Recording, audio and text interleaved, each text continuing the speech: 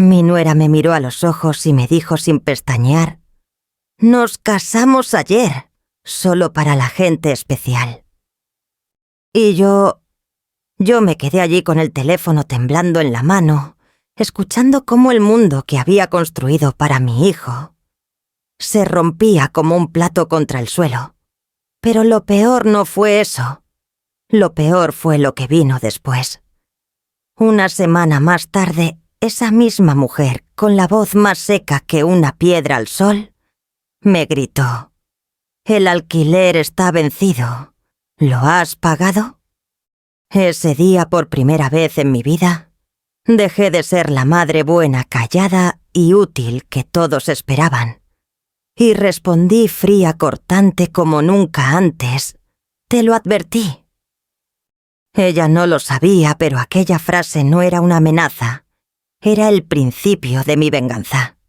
Cuando colgué el teléfono me quedé sentada en la silla de la cocina, esa vieja silla que había aguantado mis desvelos, mis tristezas y mis cansancios durante más de 40 años. El silencio de mi casa se convertía en cuchillo. Ni los pájaros del patio atrevían a cantar. Mi pecho subía y bajaba, y no sabía si estaba respirando o simplemente intentando no llorar. «¿Gente especial?», susurré para mí misma. ¿Y yo qué soy entonces? Una intrusa en la vida de mi propio hijo. Me levanté despacio. Tenía 67 años, pero aquel día me sentí como si hubiera vivido 2 vidas enteras. Caminé hacia la ventana del salón y aparté la cortina. El sol de Valencia brillaba con un descaro que me molestaba, como si el mundo se hubiera atrevido a seguir igual, mientras mi corazón se hacía añicos. Recordé cada detalle de aquel instante. Recordé la voz engolada de Lucía, mi nuera. Recordé el tono tan dulce por fuera, tan venenoso por dentro. Recordé que Álvaro, mi hijo, estaba allí, escuchando, y no dijo nada. Ni una palabra.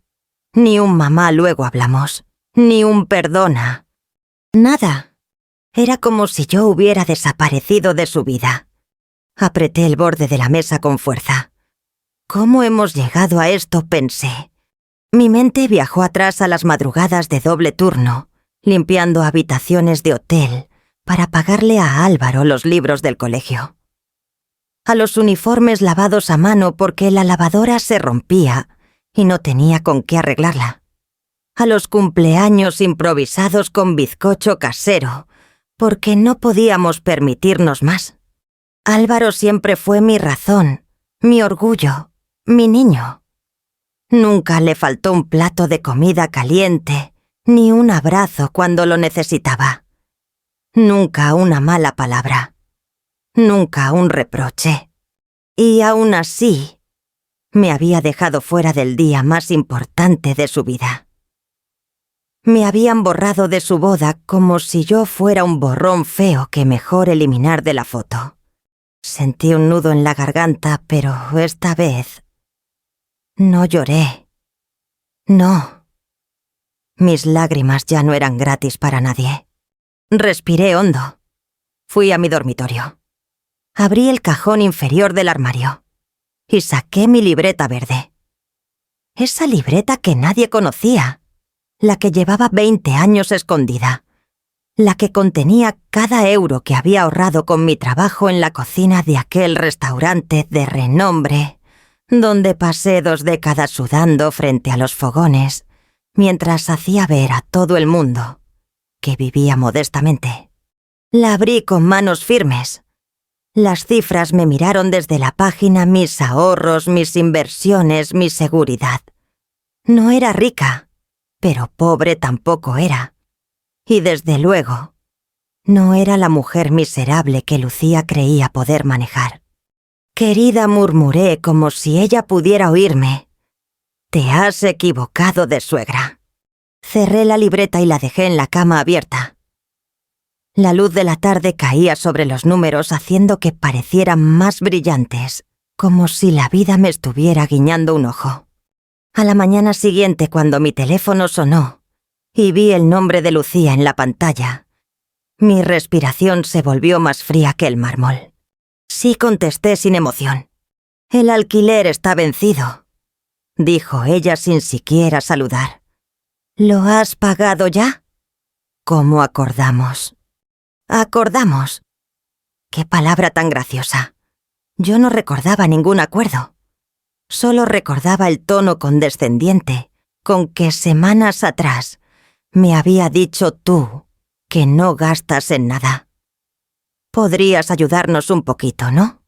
Como si yo fuera un cajero automático. Como si yo no tuviera vida. Como si mis años de trabajo no valieran más que su frivolidad.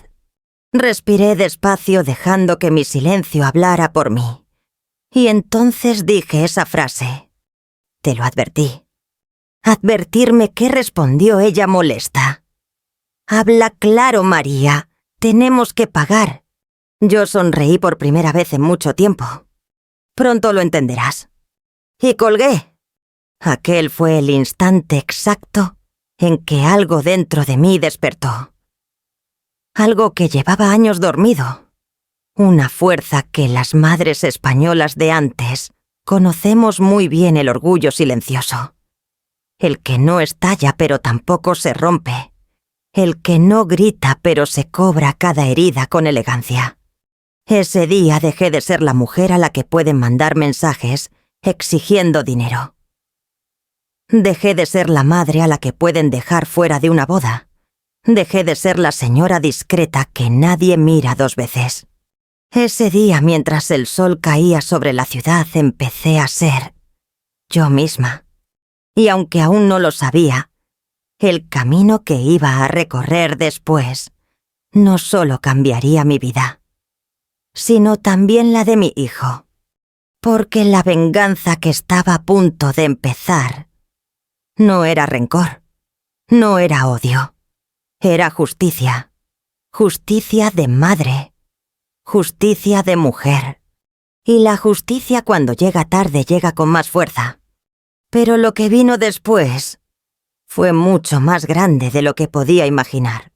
La noche cayó sobre Valencia como una manta pesada, y sin embargo yo no podía dormir.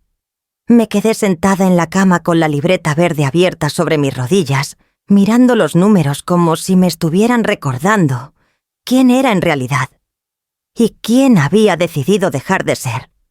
Por primera vez en mucho tiempo, me permití pensar sin filtros.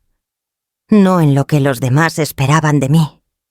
No en lo que una madre debería hacer, sino en lo que yo había vivido para llegar hasta aquí. Mi hijo no sabía nada. Nadie sabía nada. Mi vida entera había sido un secreto cuidadosamente guardado. Me levanté, fui a la cocina y puse agua a hervir. Mientras el vapor subía como un suspiro antiguo, mis recuerdos empezaron a coserse unos con otros. Fueron 20 años en aquel restaurante. 20 años levantándome a las 5 de la mañana. 20 años oliendo a ajo, aceite y pescado, desde la punta del pelo hasta la suela de los zapatos. 20 años soportando gritos de chefs famosos, clientes exigentes, noches sin ver la luna. Pero también 20 años ascendiendo en silencio. De ayudante a jefa de cocina. De salario mínimo a un sueldo que, aunque no era una fortuna, me permitió construir una seguridad que muchos nunca tendrían. Una seguridad que yo misma escondí. Porque no quería criar a un hijo creyendo que el dinero lo arregla todo. Quería que Álvaro creciera sabiendo lo que cuesta levantarse después de caer. Quería que supiera valorar un techo, un plato, una mano que lo cuida. Pero, ¿qué había fallado? ¿Dónde se torció todo? La imagen de Lucía apareció en mi mente. Su sonrisa perfecta, ese aire altivo de quien nunca se ha limpiado una encimera ni sabe cuánto cuesta el pan. Esa manera que tiene de hablar con frases cortas como si el tiempo que dedica a los demás fuera un regalo que nunca merece ser desperdiciado. Recordé la primera vez que la conocí. Fue en una comida familiar en el Paseo Marítimo. Lucía llevaba un vestido blanco impecable, tan blanco que parecía repeler cualquier mancha de la vida real. Cuando la saludé, me dio 2 besos sin mirarme a los ojos. Y luego, delante de Alex, comentó: «Tu madre es muy sencilla, ¿no?». Ese sencilla me atravesó como un alfiler. No necesitó decir más. La clase de persona que era quedó clara desde el primer día. Pero Álvaro, mi Álvaro, estaba enamorado, ciego, y yo no quise interferir, hasta que los vi en su casa de Madrid. Aquel piso. Dios mío. Una cocina con isla sofá enorme de terciopelo azul, lámparas de diseño, plantas carísimas, alfombras, que costaban más que un mes de mi pensión. Todo comprado a plazos, todo financiado, todo deuda envuelta en apariencia. Y allí, como reina de su pequeño palacio, estaba Lucía. Recuerdo cuando, sin venir a cuento, dijo: «Aquí todos ponemos de nuestra parte. Álvaro paga el coche, yo pago las cenas.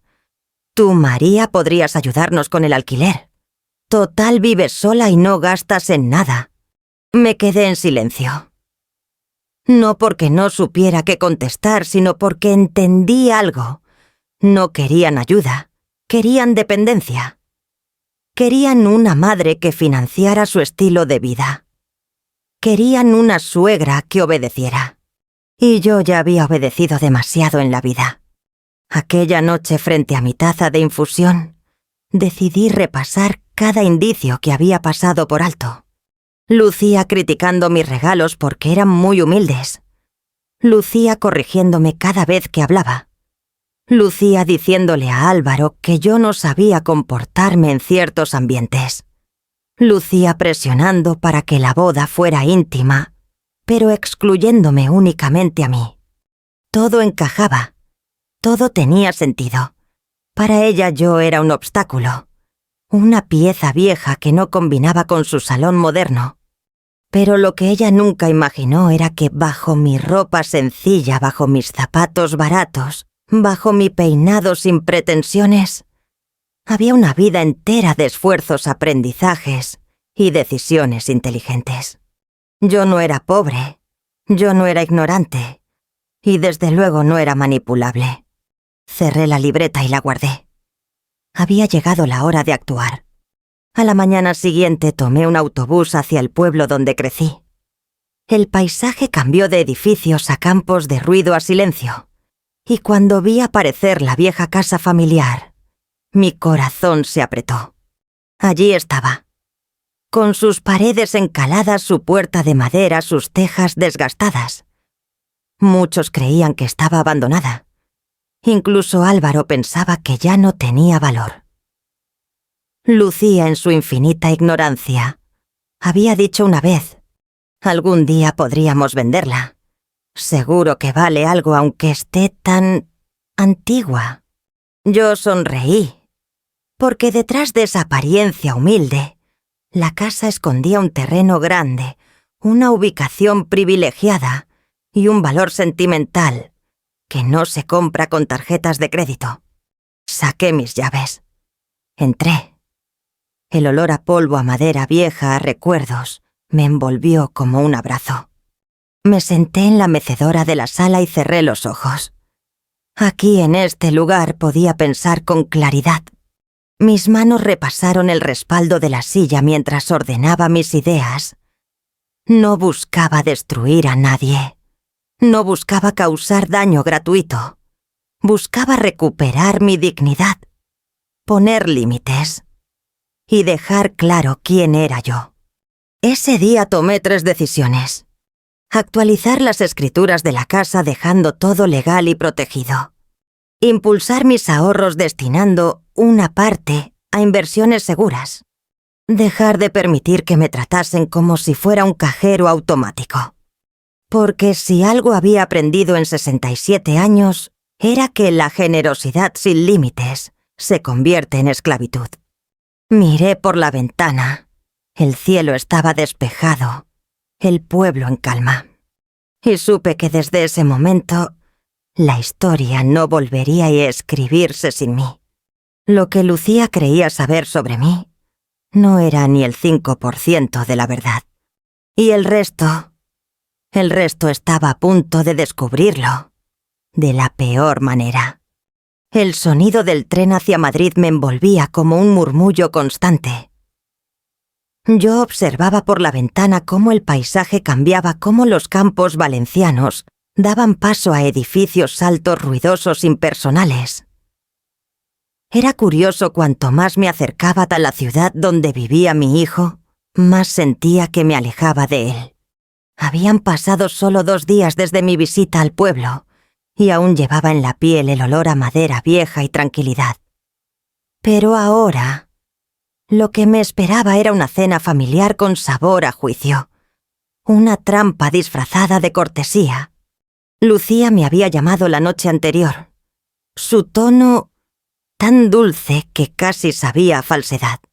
María dijo: «Hemos pensado que deberías venir a cenar mañana.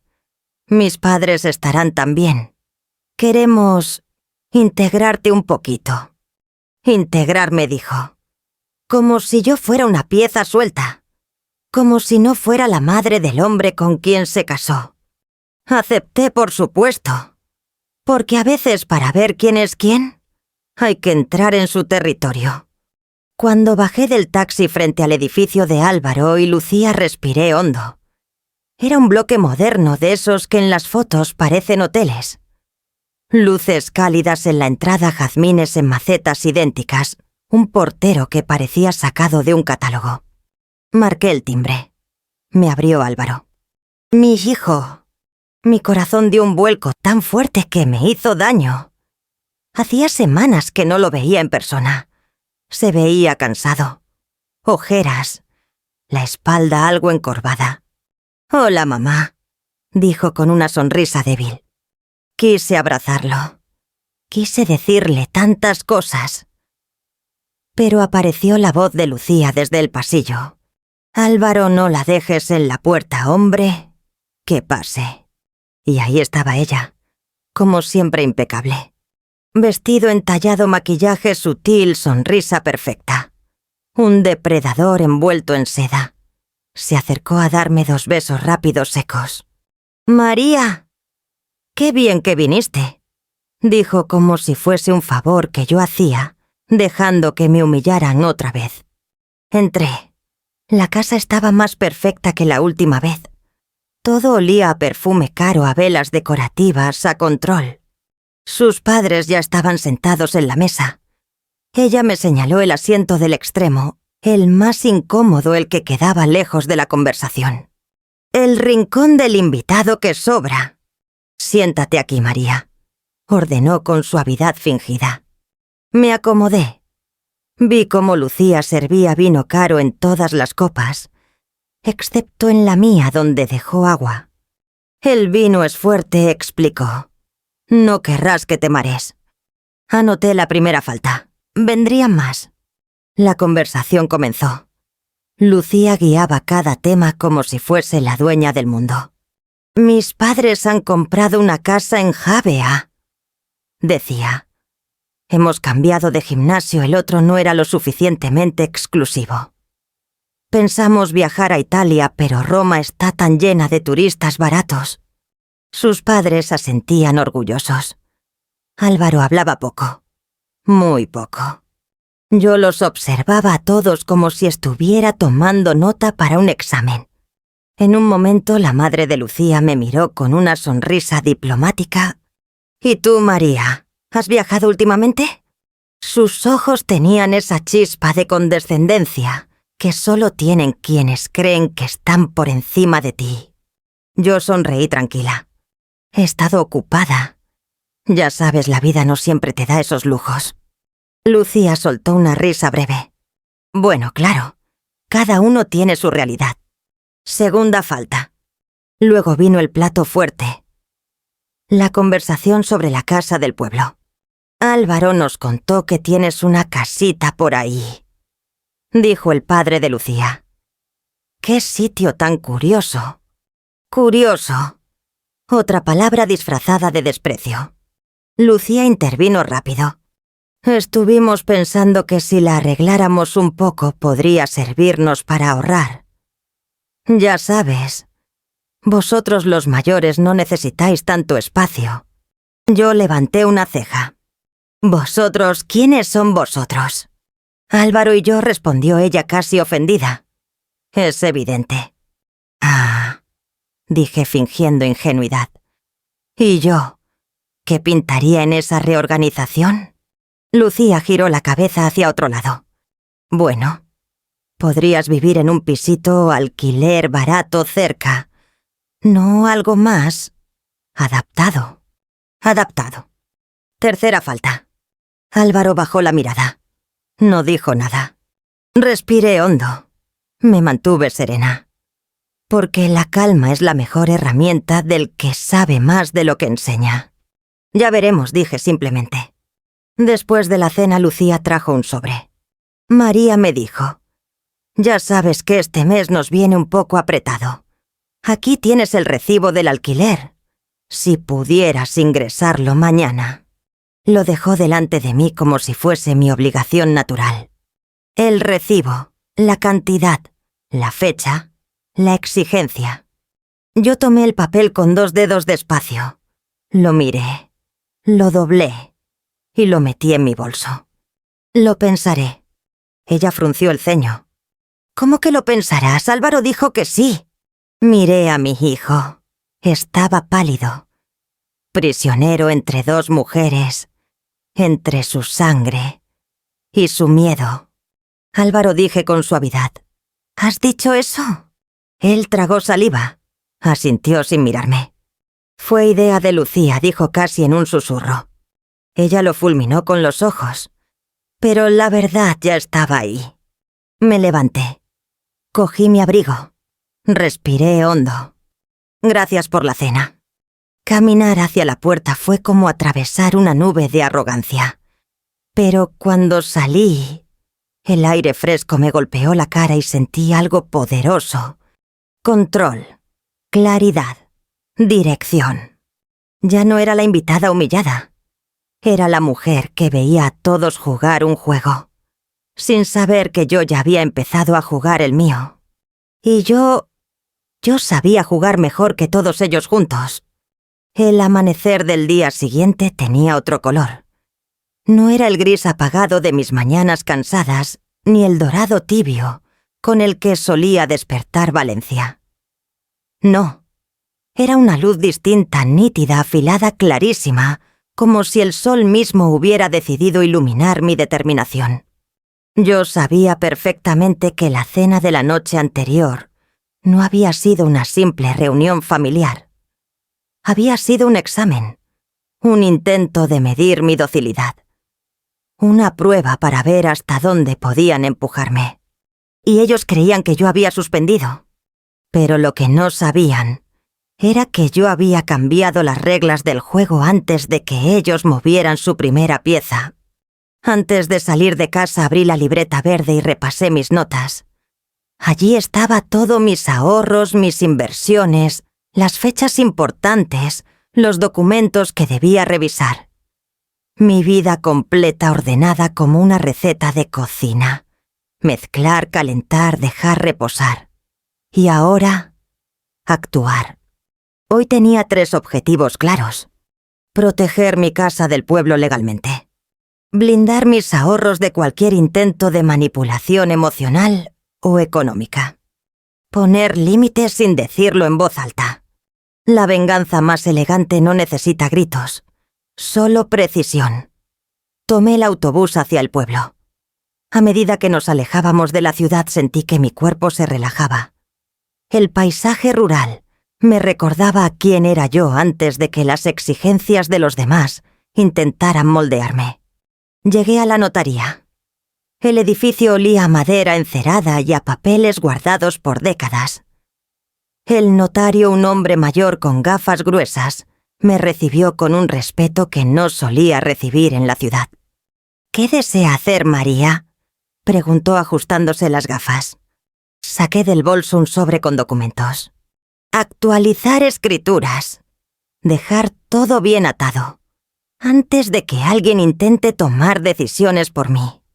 Él asintió con un tipo de comprensión que solo tienen los que han visto demasiadas historias complicadas de familia. Eso es sabio. Mientras firmaba los papeles, sentí una tranquilidad que hacía tiempo no sentía. Ese caserón que tantos recuerdos guardaba el patio donde jugaba de niña la cocina, donde mi madre amasaba pan la ventana desde donde veía atardeceres infinitos, ahora estaba legalmente protegido. Nadie, ni Lucía con su arrogancia, ni Álvaro con su debilidad, podría tocarlo sin mi permiso. Punto 1 completado. Después me dirigí caminando a la casa. El camino estaba lleno de naranjos y el olor del azahar me envolvió como un abrazo antiguo. Ese olor siempre me recordaba que la vida podía ser dura, sí, pero también hermosa. Llegué y toqué la puerta. La familia Rodríguez, una pareja joven con 2 niñas, salió a saludarme. «María, qué sorpresa», dijo la madre sonriendo mientras secaba las manos en un trapo. «He venido a confirmar lo que hablamos». Respondí. «Si aún queréis, la casa es vuestra para alquilarla. A un precio razonable, claro». Los ojos del padre se iluminaron. «De verdad eso nos ayudaría muchísimo». Asentí. Su alegría auténtica contrastaba tanto con el egoísmo de Lucía que sentí un calorcito en el pecho. Ayudar a quien lo merece es distinto que sostener a quien te desprecia. Firmamos el acuerdo. Ellos lloraban de agradecimiento. Yo sonreía. La casa de ahora en adelante tendría vida.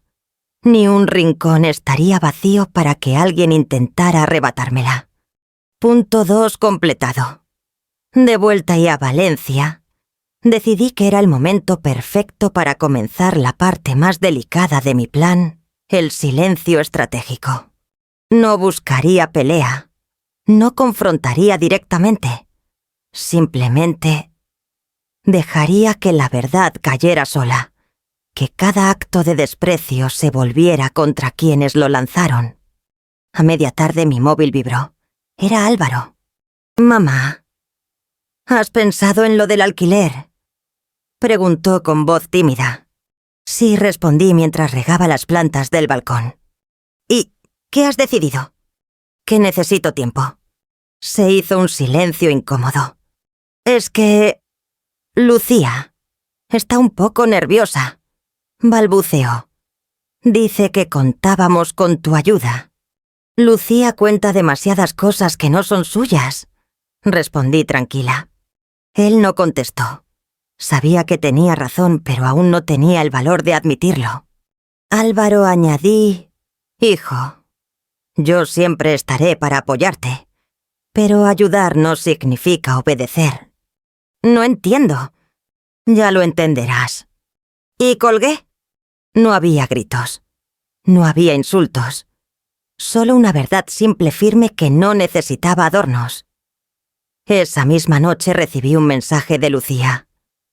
«¿Por qué no contestas a Álvaro? Necesitamos el dinero ya. No puedes dejarnos así». Respiré hondo.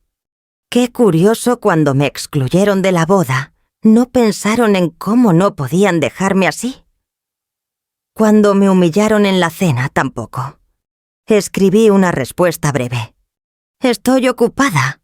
Ya hablaré con Álvaro cuando sea el momento». Minutos después, otro mensaje. «¿Qué estás haciendo, María? Esto no es normal». Sonreí. Era la primera señal. La primera grieta en la torre de cristal donde vivía Lucía. Y yo ni siquiera había empezado de verdad. Al día siguiente fui al banco. Reorganicé mis ahorros en varias cuentas distintas. Nada riesgoso, pero sí protegido. Dejé solo lo necesario a la vista. Lo demás, bien guardado. Porque si algo había aprendido en la vida era que la independencia económica es la libertad más grande que tiene una mujer. Salí del banco con una calma que aún ahora puedo recordar. Una calma poderosa. La calma de saber que nadie más puede decidir por ti. Esa tarde Lucía llamó. No un mensaje, una llamada directa. María dijo con tono seco: necesitamos usar tu casa del pueblo. Álvaro dice que está vacía. Queremos mudarnos unos meses. Así ahorramos y tú. Ya está alquilada. Respondí antes de que terminara la frase. Silencio. ¿Qué? ¿Cómo que alquilada? ¿A quién? ¿Por qué? A quien lo necesita. Y porque es mía. Y puedo. Pero nosotros también la necesitamos, gritó. Lo sé, pero la necesidad no da derecho. Tú no puedes hacer esto. Sonreí. Lucía. Llevo toda una vida pudiendo hacer cosas que nadie imaginaba. Colgué. Punto 3 completado. Mi venganza no tenía sangre ni violencia. Tenía un arma más poderosa a límites. Y por primera vez, ellos se iban a estrellar contra ellos. Lo que venía después sería aún más devastador. Porque su mundo perfecto era solo fachada. Y yo acababa de abrir la primera grieta. La mañana en que todo comenzó a caerse, yo estaba tranquilamente en mi balcón, regando mis geranios. El sol brillaba, el aire olía a pan recién hecho del horno de la esquina, y los vecinos charlaban como cualquier otro día. Pero en Madrid, en ese piso impecable y lleno de deudas donde vivían Álvaro y Lucía, el mundo estaba empezando a derrumbarse. Y lo mejor de todo era que yo no había movido un dedo. Simplemente había dejado de sostener aquello que jamás debió ser mi responsabilidad. A media mañana mi móvil vibró. Era Álvaro. «Mamá». Su voz sonaba hueca. «Han despedido a Lucía». Me apoyé en la barandilla. «¿Qué ha pasado?» «¿Ella?» Publicó cosas de la empresa en sus redes. Cosas privadas. Y el jefe lo ha visto. Dijeron que no pueden tolerar esa actitud. Cerré los ojos un instante. Lucía y su necesidad de aparentar. Siempre necesitaba decir que tenía mejor trabajo que los demás, mejor sueldo, mejor vida. Y ahora su propio ego le había puesto la trampa perfecta. «Lo siento, hijo», dije con serenidad verdadera. «Ha sido un golpe muy fuerte», continuó Álvaro. «Está deshecha». «Deshecha», pensé. Lucía no conocía la palabra responsabilidad, solo culpa ajena. «¿Y tú?», pregunté. «Yo...» Hizo una pausa larga. «Estoy cansado, mamá». Ese cansado llevaba años creciendo en su pecho. Lucía había construido una vida entera basada en presión, exigencias y apariencia.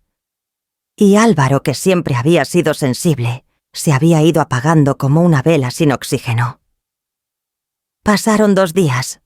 2 días en los que yo no llamé, no escribí, no intervenía. El silencio seguía haciendo su trabajo. Entonces, el viernes por la tarde, recibí un audio de Lucía.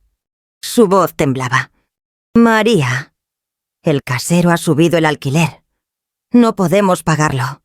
Necesitamos mudarnos a tu casa del pueblo ya. No puedes negarte. No es justo». Sonreí sin maldad, solo con esa calma de quien ve que la vida está mostrando las consecuencias naturales. Respondí: «La casa está alquilada. Y ya lo sabías». A los 2 minutos otro audio más largo, más desesperado. «Pero es que estamos en una situación muy difícil. Tú no entiendes. Álvaro no cobra lo suficiente y yo no encuentro otro trabajo. Nos vamos a quedar en la calle».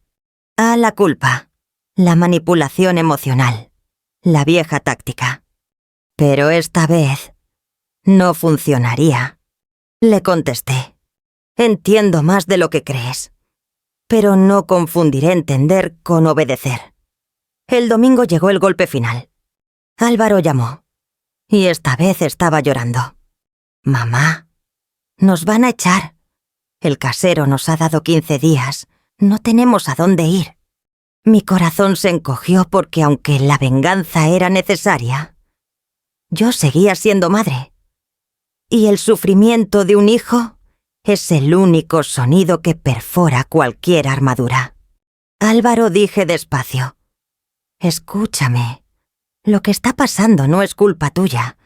Es el resultado de decisiones que vosotros habéis tomado juntos y de las que Lucía no quiere hacerse cargo.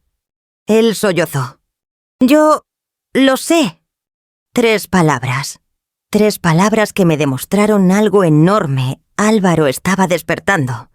Voy para allá, dije. Pero solo voy a Paquemi a hablar contigo, no con Lucía. ¿Entendido? Sí, mamá. Gracias. Gracias de verdad.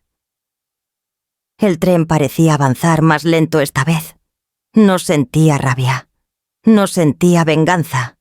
Sentía una mezcla rara entre dolor y resolución.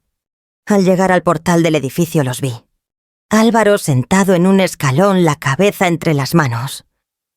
Lucía de pie nerviosa mirando el móvil como si buscara una solución mágica.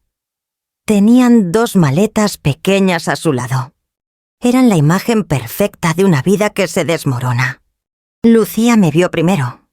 María, gracias por venir. Tenemos que hablar las 3. No respondí con calma. Yo he venido a hablar con mi hijo. Contigo hablaré después, si tiene sentido hacerlo. Ella abrió la boca para protestar, pero Álvaro la detuvo poniendo una mano en su brazo. Lucía, por favor, déjanos solos. Ella apretó los labios, pero se apartó. Su orgullo no podía soportar que la dejaran fuera, pero tampoco tenía fuerzas para luchar. Álvaro y yo caminamos unos metros hacia un banco cercano. «Mamá», dijo sin levantar la cabeza. «Te fallé». Sentí un golpe en el pecho. «No me fallaste», respondí. «Te confundiste». Y todos nos confundimos alguna vez. No te invité a mi boda. Dejé que Lucía te tratara mal. Hice caso a sus decisiones. Y hoy estoy pagando por todo. Me tomó la mano como cuando era niño. No sabía lo que estaba haciendo. No quería perderla. Y al final, me he perdido a mí. Yo apreté su mano. Lo importante no es lo que has hecho, sino lo que vas a hacer ahora. Suspiró profundamente. Mamá, yo quiero cambiar. Quiero empezar de cero, pero necesito tu ayuda. No económica. Necesito tu guía. Esas palabras curaron heridas que ni yo sabía que seguían abiertas. Lo miré a los ojos. Hijo, siempre he estado aquí. Solo necesitabas mirarme. Él lloró, yo también. Era el primer paso real hacia la reconciliación. Caminamos hacia donde ella esperaba. Estaba tensa, demasiado callada. Lucía, dije, ahora te voy a escuchar. Pero quiero sinceridad. No excusas. Ella respiró hondo. Está bien, yo he sido injusta contigo. Me sorprendió la frase. No porque lo reconociera, sino porque al decirlo, su voz sonó como si estuviera masticando vidrio. Tenía miedo, continuó. Miedo de no ser suficiente para Álvaro. Miedo de que tú lo apartaras de mí. Y sí, quise controlarlo todo, incluyéndote a ti. Después añadió, y me equivoqué. Álvaro levantó la vista hacia ella sorprendido. No quiero que nos abandones, María, dijo Lucía más sincera que nunca. Solo quiero que nos ayudes a levantarnos. Prometo que no te volveré a tratar así. La miré, por primera vez sin rencor, solo con claridad. Lucía, no puedo salvarte, pero puedo enseñarte algo. Las familias no se sostienen con exigencias, sino con humildad. Ella bajó la cabeza. Lo entiendo. Los acompañé hasta la estación. Álvaro llevaba las maletas. Lucía caminaba a su lado más callada que nunca. No volverían a ese piso. No volverían a esa vida. No volverían a creer que yo era la solución rápida para sus problemas. Esa noche, mientras el tren avanzaba, yo sabía que algo profundo había cambiado. Su mundo se había desmoronado. Pero también habían dado el primer paso para reconstruirse. Y esta vez, con verdad, con límites y con respeto. El tren de regreso a Valencia avanzaba con un traqueteo suave, casi hipnótico. Álvaro y Lucía se habían sentado uno al lado del otro, pero no se tocaban. Él miraba por la ventana. Ella jugaba nerviosa con la cremallera del bolso. Entre ellos había un espacio invisible, una grieta emocional que llevaba años formándose y que por fin había salido a la superficie. Yo viajaba en el asiento de enfrente, observándolos con el corazón apretado. No sentía triunfo, no sentía venganza satisfecha. Sentía gravedad, el peso de lo que estaba por venir. Porque si bien lo que había pasado hasta ahora había sacudido sus vidas, lo que faltaba por decir iba a cambiarlas para siempre.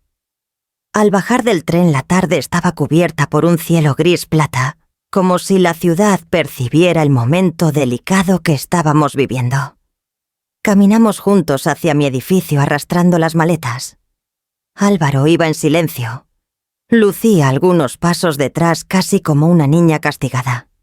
Cuando llegamos al portal me detuve. Álvaro, entra conmigo. Lucía, tú espera aquí, por favor. Ella abrió la boca para protestar, pero Álvaro la detuvo. Haz caso a mi madre, dijo él con una serenidad nueva. Esa frase me confirmó que el hombre que tenía delante no era el mismo que había dejado Madrid. Subimos las escaleras. Al llegar a mi salón, Álvaro se dejó caer en el sofá como si hubiera cargado un peso durante años. Yo me senté frente a él con una taza de tila caliente entre las manos. Hijo, comencé antes de que hablemos de Lucía, tenemos que hablar de ti y de mí.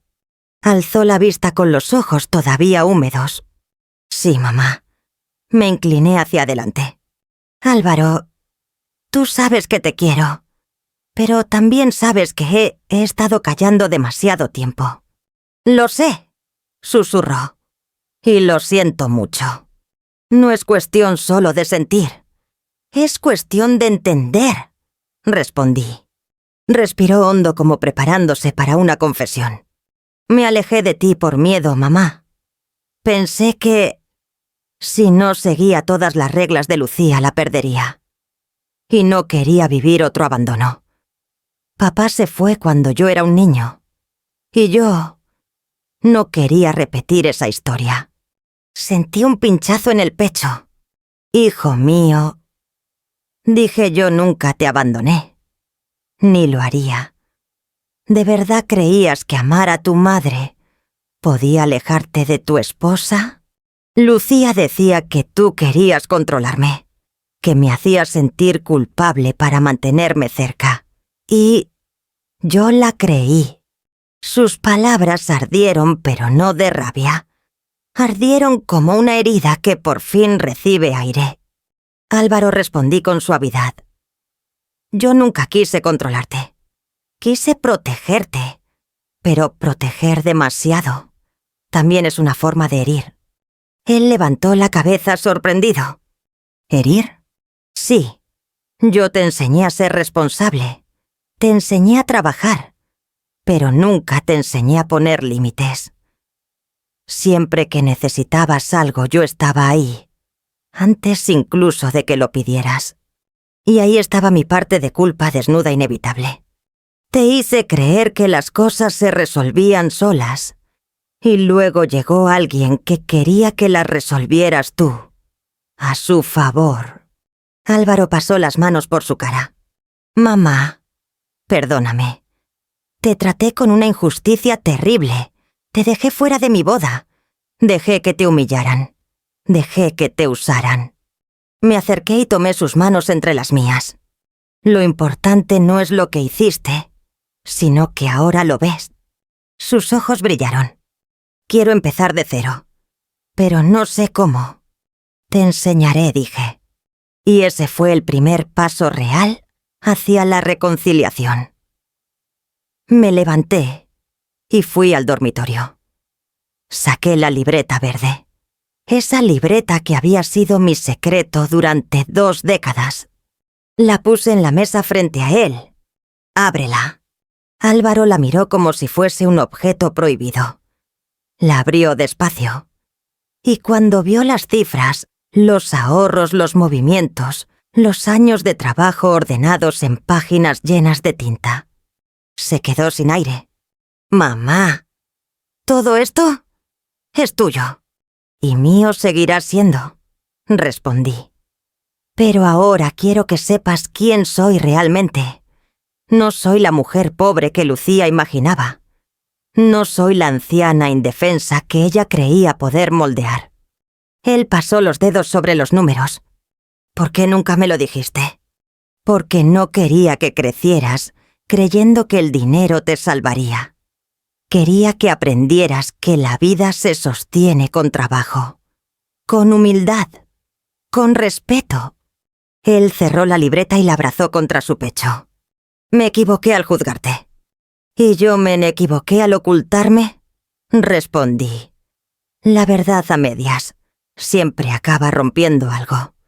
Nos quedamos en silencio unos segundos, hasta que dije: «Ahora debemos hablar con Lucía». Bajamos al portal. Lucía estaba sentada en un bordillo mirando el suelo. Cuando nos vio bajar, se puso de pie de golpe. Álvaro respiró hondo y dijo: «Lucía, pasa». «Pero escucha». Entró. Sus pasos resonaban en la escalera como si subiera a un juicio.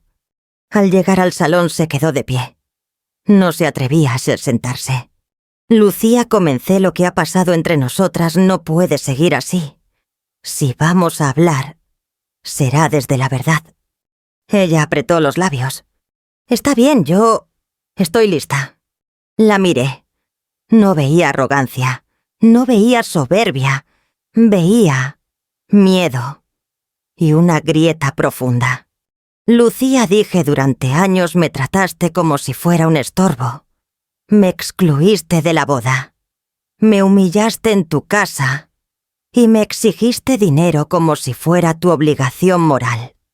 Ella bajó la cabeza. «Lo sé. Pero hoy», añadí, «no te he llamado para reprochar, sino para preguntar. ¿Quieres cambiar?». Lucía levantó lentamente la vista. Sus ojos estaban húmedos. «Sí», susurró. «Quiero hacerlo. De verdad. Solo no sé cómo». Me quedé en silencio unos segundos que parecieron eternos. Luego respondí: «Entonces escucha. A partir de ahora, si quieres una familia, tendrás que construirla. No exigirla. No comprarla. No fingirla. Construirla». Lucía respiró hondo, temblorosa. «Acepto». Miré a Álvaro. Él asintió. Por primera vez en meses, se le veía en paz. Les preparé té a los 3. Nos sentamos alrededor de la mesa como una familia rota, pero no destruida. Lucía habló. Confesó miedos. Aceptó errores. Pidió perdón. Álvaro habló. Se responsabilizó. Reconoció su fragilidad. Entendió su parte. Y yo escuché. Sin rencor. Sin prisa. Sin soberbia.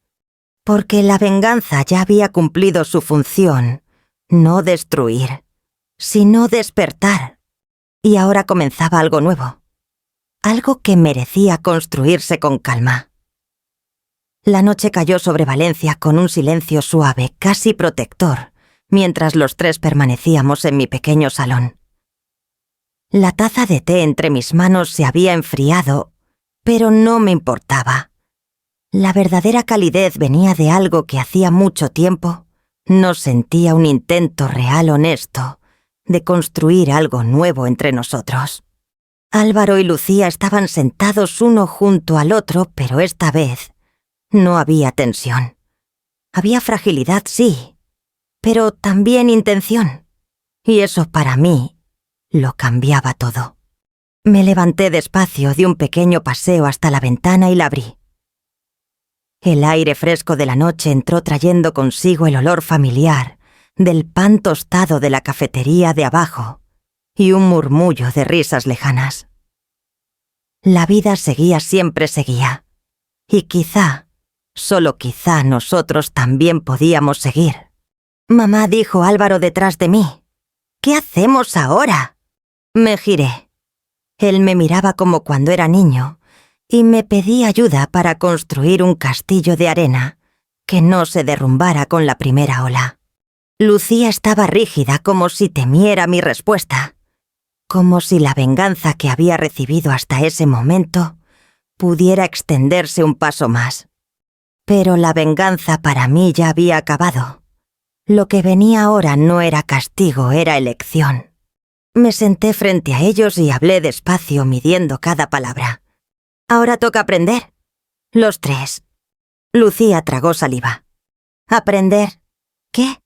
La miré con calma. Humildad, límites, respeto. No solo hacia mí, sino también hacia Álvaro. Y hacia ti misma. Ella bajó la mirada, pero por primera vez no vi orgullo herido, sino aceptación. Lo intentaré, dijo con voz casi infantil. No quiero que lo intentes, corrigí. Quiero que lo hagas. El silencio que siguió no fue incómodo. Fue un silencio de transición, de esos que preparan el terreno para algo distinto. Me levanté y fui hacia el mueble del recibidor. Abrí el segundo cajón y saqué unas llaves antiguas atadas con una cinta roja descolorida. Las puse sobre la mesa. Lucía abrió los ojos sorprendida. Álvaro no dijo nada. Son las llaves de la casa del pueblo, expliqué. Lucía dio un respingo. Pero no estaba alquilada. Lo está, respondí. Y seguirá estándolo. A una familia que necesita un hogar, no un capricho. Vi cómo Lucía apretaba las manos avergonzada. Era una emoción nueva en ella. Estas llaves, continué, no son para que viváis allí. Son simbólicas. Quiero que recordéis que una casa no es un trofeo ni un refugio que se exige. Es un lugar que se cuida y se respeta. Como una familia. Álvaro tomó las llaves con cuidado como si fueran frágiles. Entonces, ¿qué haremos?, preguntó. Os quedaréis en casa de un amigo mío. Respondí. Tiene un piso pequeño, sencillo, pero limpio y digno. Os alquilará un cuarto. Barato. Pero lo pagaréis vosotros. Lucía abrió la boca sorprendida. ¿Nosotros? Sí, respondí con firmeza. Si queréis reconstruir vuestra vida, tendréis que hacerlo con vuestro propio esfuerzo. Yo estaré cerca, pero no encima. Apoyo, no dependencia. Álvaro asintió lentamente. Tiene sentido, mamá. Lucía tardó unos segundos más, pero finalmente dijo: acepto. ¿De verdad? A la mañana siguiente preparé café, pan con tomate y aceite y una tortilla francesa sencilla. No era una comida festiva. Era algo más valioso, una comida sincera. Nos sentamos los tres. Por primera vez sin máscaras. Álvaro comía despacio como si el acto mismo de desayunar con su madre, sin tensión, fuese un regalo. Lucía, en cambio, parecía incómoda. Pero no por desprecio, sino por vergüenza. María dijo de pronto: he sido injusta. Y cruel. Y arrogante. No puedo cambiar lo que hice, pero sí lo que haga de ahora en adelante. La miré. Sus ojos estaban brillantes, la voz temblorosa. Y pensé en todas las veces que había deseado escuchar un gesto mínimo de humildad. Allí estaba. Lucía, respondí. Yo no necesito palabras bonitas. Necesito hechos. pero agradezco que reconozcas lo que pasó. Ella asintió tragando saliva. Álvaro tomó la palabra. Mamá, te lo prometo, voy a trabajar. Voy a poner límites. Voy a cuidarte no porque estés débil, sino porque te lo mereces. Sonreí. Una sonrisa lenta profunda. La clase de sonrisa que llega cuando un peso antiguo por fin se levanta. Esa misma tarde los acompañé al pueblo. La familia Rodríguez salió a saludarnos desde la casa, las niñas corriendo hacia mí con flores en la mano. Lucía miraba todo aquello con una mezcla de sorpresa y humildad. Nunca imaginé que este lugar fuera tan bonito, dijo en voz baja. Es bonito, respondí, porque siempre estuvo lleno de vida. Lo que pasa es que algunos solo ven valor cuando hay brillo. Pero el brillo no da calor. Ella me miró y supe que había entendido el mensaje. Paseamos por las calles empedradas. Compramos pan en la Tahona. Álvaro me abrazó mientras observábamos las montañas a lo lejos. Gracias, mamá, susurró. Y ese simple gracias era más valioso que cualquier disculpa larga. Esa noche, ya de vuelta en mi casa, me senté junto a la ventana abierta. Las luces de Valencia titilaban como luciérnagas urbanas y un olor a jazmín subía del patio. Pensé en todo lo que había ocurrido. En la humillación, la ira, el silencio, la venganza. En cómo mi corazón se había roto y luego recompuesto. Pero lo más grande no había sido la caída, había sido lo que vino después. Porque a veces la vida te empuja a tocar fondo solo para que aprendas a levantar la cabeza. Porque perdonar no significa olvidar. Significa dejar de cargar con un peso que no te corresponde. Porque poner límites no es egoísmo, es amor propio. Y porque la familia solo es familia cuando hay respeto, humildad y escucha. Miré la ciudad una última vez antes de cerrar la ventana. La vida seguía. Pero ahora, nosotros también. Si esta historia te tocó, te emocionó, o te recordó que los vínculos pueden sanar incluso después de la herida, comparte este relato, deja tu reflexión y acompáñanos en más historias que nos enseñan desde el corazón a vivir mejor. Tu voz también forma parte de esta familia. Fin.